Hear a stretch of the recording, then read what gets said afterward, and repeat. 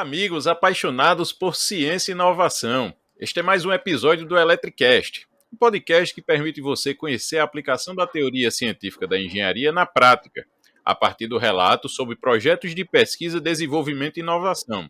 Além de mim, professor Euler Macedo, da Universidade Federal da Paraíba, encontra-se presente na mesa virtual do Eletricast o professor Humberto Xavier, da Universidade Federal do Tocantins. Agora eu vou apresentar um pouco o nosso convidado. Ele possui graduação em Engenharia de Telecomunicações, mestrado em Engenharia Elétrica pela Universidade Federal do Pará e doutorado e pós-doutorado em Engenharia Elétrica pela Universidade Estadual de Campinas. Tem experiência na área de engenharia elétrica, com ênfase em engenharia eletrônica e telecomunicações, atuando principalmente nos seguintes temas: comunicações móveis em redes 4 e 5G, microondas, metamateriais, antenas planares, compatibilidade eletromagnética, internet das coisas, visão computacional e inteligência artificial. Atualmente é professor associado da Universidade Federal do Tocantins no curso de Engenharia Elétrica e atua no programa de pós-graduação em modelagem computacional de sistemas na mesma instituição. Também atua como diretor do eixo de energia do Instituto de Atenção às Cidades. Você muito vasta a biografia aqui do professor Humberto. E desde já agradecendo, professor Humberto, seja bem-vindo aqui ao Eletricast. Agradeço sua disponibilidade desde já. E eu gostaria de iniciar aqui o nosso bate-papo justamente pedindo um pouquinho para você explicar como temas tão complexos e atuais como inteligência artificial e o 5G estão contribuindo para o desenvolvimento da pecuária do Brasil. Olá a todos, ouvintes, amigos aí do canal. É um prazer muito grande, professor Euler, estar aqui com vocês hoje, conversando um pouquinho aí sobre a nossa área de atuação, algumas pesquisas que a gente desenvolve, né? E respondendo a sua pergunta, sem dúvida nenhuma, né, a tecnologia associada com a pecuária, ela tende a trazer muitos benefícios para a sociedade. Como nós sabemos, a pecuária, a agricultura, elas é base, né? O agronegócio é base da nossa balança comercial. Então, o nosso país é um país agrícola, pecuário, né?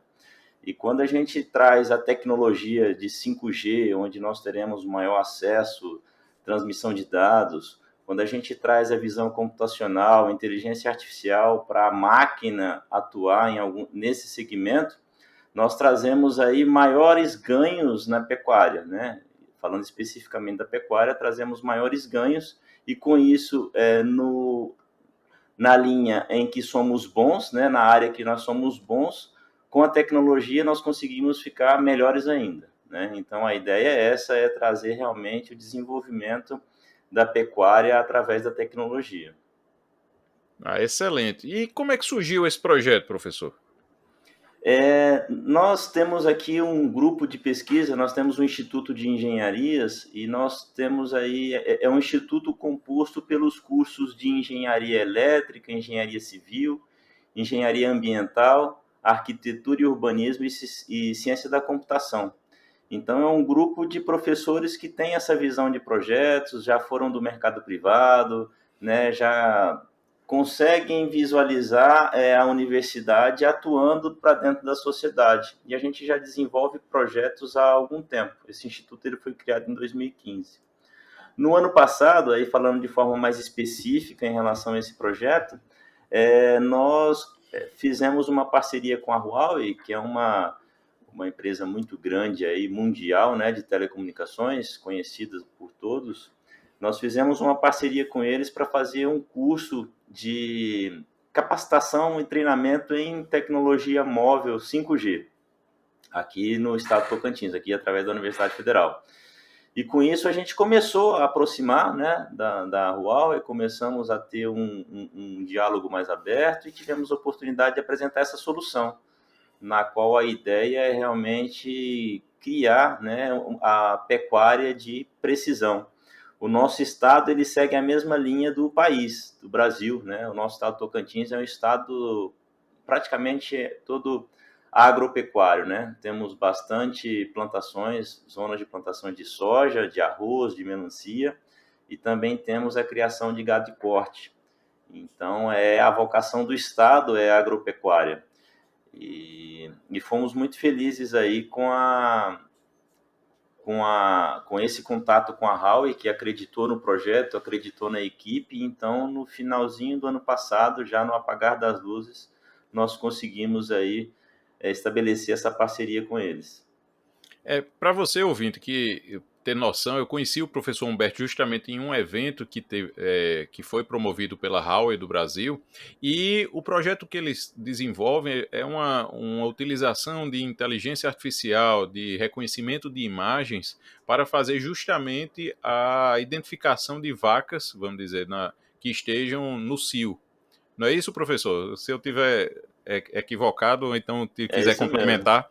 Então, a ideia é justamente de fazer com que vamos dizer, a propriedade produtora da pecuária, ela tivesse um rendimento maior, vamos dizer, na produção de leite e outros insumos. Você tem já alguns resultados, professor, ou quais foram os principais desafios na execução desse projeto tão multidisciplinar? Sim, realmente é um projeto multidisciplinar. Na nossa equipe a gente tem aí engenheiros, nós temos desenvolvedores, né? Nós temos veterinários, zootecnistas. Então, assim, é uma equipe realmente multidisciplinar, porque a ideia é dar uma ferramenta, né? Fornecer uma ferramenta de precisão para o produtor, para o criador, né? Como você bem disse, a ideia é fazer o monitoramento do comportamento dos animais, das vacas leiteiras. Só para contextualizar o ouvinte,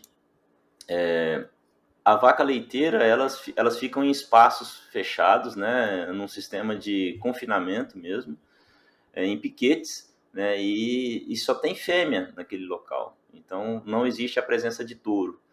E se não tem touro, você precisa inseminar de forma artificial. E a inseminação artificial ela não ocorre em qualquer período, ela ocorre no período do cio, né, da vaca. Então a vaca ela manifesta comportamentos. Uma pessoa que está do lado de fora observando consegue perceber esse comportamento de cio, separa esse animal e faz o protocolo de inseminação artificial. Esse é um ponto. Se ele não faz isso, né, o novo comportamento vai acontecer só dali 21 dias. Né? E se você não tem inseminação, você não tem reprodução. Se você não tem reprodução, você não tem leite. Né? E o criador de leite, ele quer vender o leite. Em média, essas vacas, elas bem tratadas, em regime de confinamento, com ração, elas geram aí de 60 a 70 litros de leite por dia. Há uma média aí de R$ 2 o litro do leite. Então é só fazer uma continha simples de matemática. Não envolve nem integral, professor. É continha que a gente faz na calculadora simples. Você pega aí mais ou menos uma média de 200, 300 animais que cada produtor, pequeno, médio produtor tem, 200, 300 animais, você faz a conta, 200 vezes 60 litros vezes R$ 2. E você vai ter aí quanto que o produtor deixa de ganhar se ele perder uma janela de cio. E aí, quando ele perde a janela, é mais 21 dias. Se ele não observar, mais 21 dias. E ainda tem mais um fator, professor, que é a questão dessa manifestação ocorrer à noite. Normalmente, quando não se tem ninguém lá observando. Então, qual que é a ideia da solução? É fazer uma espécie de Big Brother das vacas. Então, nós temos ali câmeras, né? Nós temos câmeras cobrindo todo o piquete, câmeras de alta resolução, do tipo PTZ, onde a gente consegue movimentar, né, nas 3 dimensões, dar o zoom, e a gente tem um algoritmo que observa, né, ele recebe essas imagens, por isso a importância do 5G. Essas imagens elas são enviadas para a nuvem, né, então é interessante não ter latência, né, então o 5G ele traz essa baixa latência, ele traz essa banda larga, né, e a gente consegue então processar esse vídeo na nuvem e, baseado em comportamentos lá, enviar para o criador através do smartphone dele que um movimento de comportamento de cio, por exemplo, aconteceu lá no piquete 1, entre as vacas número 10 e a número 30, por exemplo. Então fica fácil, no outro dia ele já sabe qual é a vaca, ele já sabe qual é o piquete, ele separa esses animais e faz a inseminação. Então a ideia realmente é extrair o máximo, né? O que já está bom pode ficar ainda melhor. Excelente. E você fez uma continha simples aí. Vamos imaginar que em cada ciclo desse foi R$ 24.000, o exemplo que você deu. Se você coloca isso aí distribuir durante um ano ou durante o bom tempo aí que o produtor não aproveita essa informação, realmente isso vai pesar no bolso, né? Então, Perfeitamente. eu acredito, assim, eu fico muito feliz empolgado quando eu vejo esse casamento de tecnologias e de conhecimentos diferentes, entendeu? Para poder promover uma melhora, vamos dizer, na produção, ou na produção do Brasil como um todo, né? Muitas vezes, assim, enquanto professor, eu vejo que os alunos eles ficam muito focados, eu vou ser engenheiro eletricista, mas eu só acabo me dedicando a ter só o conhecimento naquele segmento e não ver uma oportunidade como essa que vocês viram, de ter essa interrelação de conhecimentos, essa multidisciplinaridade e a aplicação de conhecimentos da tecnologia, da engenharia em outro setor totalmente, vamos dizer, aberto à inovação, né? Que é, no caso, o setor da pecuária. E, professor, você poderia já citar alguns exemplos de resultados que foram obtidos até então? Teve impacto na produção final? Sim, o projeto ele iniciou em dezembro, em finalzinho de dezembro, início de janeiro, né, desse ano, e ele tem expectativa de finalizar aí em dezembro desse ano. Atualmente a gente está no ponto de detecção, então o nosso algoritmo ele já consegue detectar e já consegue enviar os alertas. Então a gente está fazendo agora a checagem, né? Como é que é feita essa checagem? A gente pega o alerta, né? A gente fica uma pessoa da nossa equipe lá toda segunda-feira. Ontem eles estiveram lá acompanhando, passam o dia inteiro lá e ficam observando de forma visual e acompanhando no aplicativo. Então, quando ele percebe um movimento de cio, né, um comportamento de cio, ele vê se o aplicativo responde. O aplicativo respondeu, marca.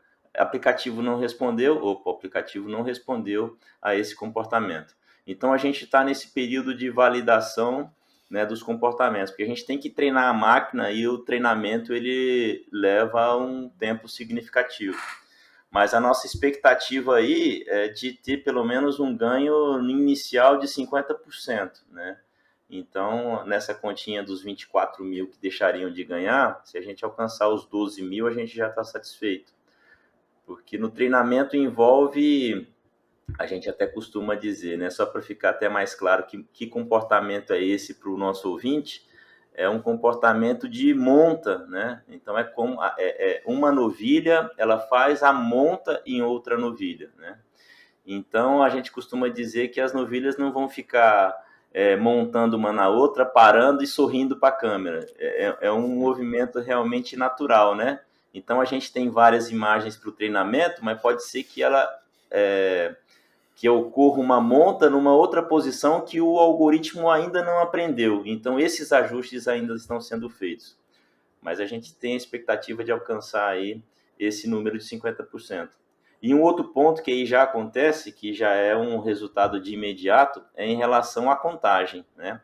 A gente sempre, quando vai até a fazenda, né? Essa solução piloto, ela está implantada desde maio desse ano, numa fazenda em Rio Verde, Goiás, uma fazenda que tem lá, o pessoal tem bastante plantação de soja naquela região e uma bacia leiteira muito forte.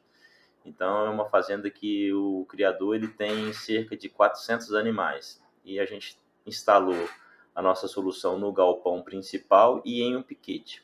Então sempre quando a gente faz a visita a gente perguntava, né, quantos animais a gente tem aqui nesse piquete? Ele sempre coçava a cabeça e não sabia responder ao certo. Não sei, uma 31 ou 33. E com o nosso algoritmo, essa pergunta não precisa mais ser feita. A gente consegue abrir o aplicativo e verificar, não, tem exatamente 33 animais aqui. Então, isso já é de imediato e auxilia bastante no gerenciamento, né? Muito bacana. E você, durante uma das suas falas, você citou já um tema que é bastante relevante, tá bem em voga hoje, que é a questão do 5G. E, assim, no seu ponto de vista, de que forma essa tecnologia ela vai impactar a agroindústria brasileira? Sim, eu tenho certeza que o 5G ele trará uma divisão de águas muito grande, né? A gente já fala aí há um certo tempo de indústria 4.0, a gente fala de internet das coisas, a gente chega aí a essa abertura com o 5G. Então, o 5G ele é uma tecnologia que ele oferece, né? Uma interface de comunicação em velocidades muito altas, então a gente já tem a oportunidade de testar. Inclusive, o nosso piloto está em Rio Verde, porque lá tem cobertura 5G, né? Então, nós somos de Palmas, daqui em Rio Verde, dá 1.100 quilômetros. Sexta-feira, agora mesmo, a gente viaja para Palmas, para Rio Verde, né? E, assim, essa distância toda ela é justificada por conta da cobertura 5G. E aí o 5G, professor, ele abre portas que a tecnologia 4G atual não consegue atender. Nós precisamos, para soluções como essas, de alta precisão, de baixa latência, de banda alta, né? Então, o 4G ele não atende, e o 5G atende, né? Então, quando a gente tem lá as imagens, né, os vídeos capturados em tempo real das vacas, uma movimentação delas, nós conseguimos subir isso de forma rápida para a nuvem através do 5G. Fizemos testes com 4G, e não funciona, né? Não tem a mesma resposta, né? E isso ficou claro porque, para você ter uma ideia hoje, para a gente fazer essa interface, lá a gente usa um CPE, que é um equipamento que faz o roteamento do sinal em 5G. Nós conseguimos com a Huawei um equipamento desse, né? Comercialmente não se tem um CPE. Tentamos comprar, ele custa aí na casa dos $3.000, por aí assim, e o fabricante não garante que ele funciona. Já pensou você pagar $3.000 no equipamento que o fabricante está dizendo, a gente não sabe ao certo se ele vai atender bem por conta das bandas, das faixas de frequência e tudo mais. Então a Huawei conseguiu disponibilizar um para a gente, mas antes disso a gente chegou a testar com o CPE 4G. Não funciona, não tem como, né? E aí quando a gente vai para soluções em que precisam precisões, por exemplo, você ter máquinas, né, autoguiadas, você precisar executar tarefas onde aquela precisão, aquele time, ele é determinante, sem o 5G isso não é possível acontecer. Ah, muito bacana. E você fez até um link já com uma pergunta que eu gostaria de fazer, justamente sobre essa automação do campo, essa questão principalmente do emprego da inteligência artificial em maquinários. A gente vê hoje tratores, drones e outros equipamentos que eles são, vamos dizer, autoguiados. E de que forma essa tecnologia vai poder elevar a inovação e competitividade no campo, no seu ponto de vista? Vai elevar bastante porque a máquina tem uma precisão que o ser humano não tem, né? A máquina ela tem uma persistência, ela tem uma concentração. A máquina ela não tem conta para pagar, ela não tem que se preocupar o que o filho vai comer, ela não tem que se preocupar com o colega de trabalho, né? Ela não tem preocupações. Então a máquina ela tem um nível de concentração, ela consegue desenvolver as tarefas com alto nível de precisão em que o homem não consegue. Então, assim a gente consegue extrair o máximo do campo, né? O máximo, eu repito aquela frase que eu coloquei mais cedo, né? O que é bom fica melhor, né? Mas é preciso ter um certo cuidado, porque alguns investimentos estão sendo feitos e o retorno é pequeno ainda, né? Então, assim, eu particularmente entendo que essa tecnologia ela está em processo de desenvolvimento, é uma tecnologia que não está madura, né? Por exemplo, você comprar um trator autoguiado com inteligência artificial que custa na casa dos milhões, para ele te gerar um rendimento na casa dos milhares, é, talvez às vezes não se justifica o valor do investimento, né? Então é preciso ainda ter uma maior maturidade da tecnologia para no campo, principalmente, na agricultura, na pecuária, né? E aí sim você ter resultados satisfatórios. Mas o caminho é esse e eu acredito que seja um caminho sem volta, principalmente com a chegada do 5G, com a internet das coisas, com a indústria 4.0. Então as pessoas elas realmente precisam, como eu posso dizer, se especializar, procurar novos desafios, melhorar suas formações para realmente aqueles que estiverem prontos no momento em que a tecnologia estiver madura de fato, elas terão oportunidades de negócio, oportunidades, né, para desenvolver as suas É. tarefas.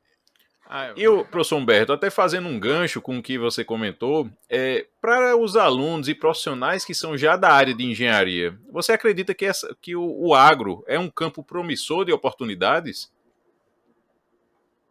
Eu acredito sem dúvidas nenhuma. Como eu disse no começo da nossa conversa, o nosso país é um país que tem essa vocação, né, agropecuária. Então, ter profissionais especializados nessa área será a principal vantagem, né? Por exemplo, o nosso país, infelizmente, não tem vocação para veículos elétricos. Não temos montadoras, não. Então, assim, se eu fosse hoje, né, dar um conselho para esses estudantes, o meu conselho seria: se especializem em tecnologia na vocação do nosso país. Isso é, se você tem, né, o objetivo de ficar no nosso país. Então, sem dúvidas nenhuma, eu acredito que o agro é a grande porta aí e com essa aproximação da tecnologia, nós teremos aí um futuro muito promissor unindo a tecnologia com o agronegócio. Já chegando ao finalzinho aqui do nosso bate-papo, professor Humberto, você gostaria de citar outros exemplos de projetos multidisciplinares como este e que foi desenvolvido pelo seu grupo de pesquisa? Legal, sim, nós temos, como eu falei, o nosso grupo é um grupo grande, envolve cinco cursos da graduação, né, da pós-graduação, e cerca de 30 professores atuando juntos. Então, nós desenvolvemos soluções aplicando tecnologia nas mais diversas áreas, né? Por exemplo, nós desenvolvemos recentemente um plano de mobilidade, né, de uma cidade, e o plano de mobilidade você precisa fazer uma contagem volumétrica dos veículos e as suas conversões dentro da cidade. Então, quantos caminhões passam, quantas bicicletas, motos, carros, para você desenvolver políticas para evitar, por exemplo, caminhões grandes atrapalhando o trânsito dentro da cidade.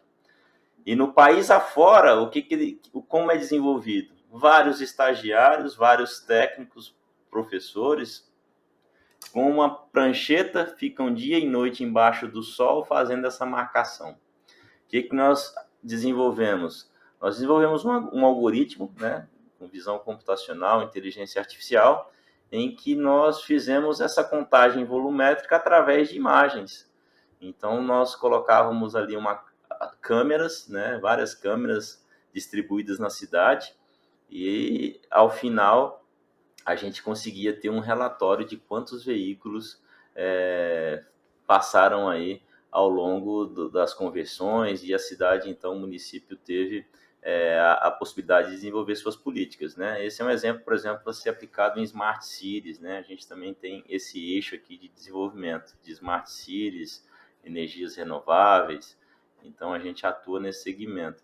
Um outro projeto aí, eu não sei como é que a gente tem de tempo, mas um projeto muito interessante que nós recebemos esse ano o Prêmio ANA, que é da Agência Nacional de Águas. O Prêmio ANA ele é como se fosse o Oscar das águas no país, né? O pessoal de recursos hídricos, realmente esse é a condecoração máxima aí no país. E nós recebemos esse prêmio de um projeto que nós desenvolvemos aqui numa bacia agrícola do estado de Tocantins. Então, a gente tem aí só para o nosso ouvinte se situar geograficamente, nós temos a Ilha do Bananal, aqui faz a fronteira entre o estado de Tocantins e o Mato Grosso, né? A maior ilha fluvial do mundo de água doce. E em 2016, esse rio que é afluente, ele do Rio Araguaia, ele chegou a secar.